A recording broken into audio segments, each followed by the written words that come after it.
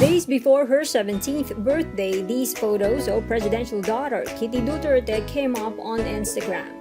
Kitty's fan base posted the photos of President Rodrigo Duterte's youngest daughter all grown up.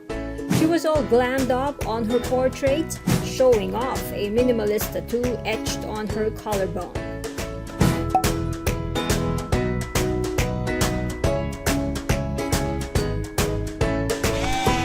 It stirred talks on her IG fan pages.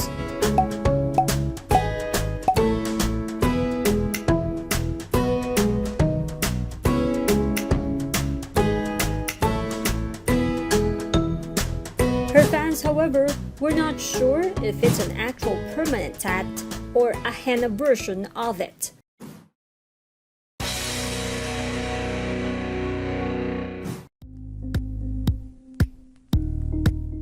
Thank you for watching Politico TV. Please like and subscribe to our channel for more videos.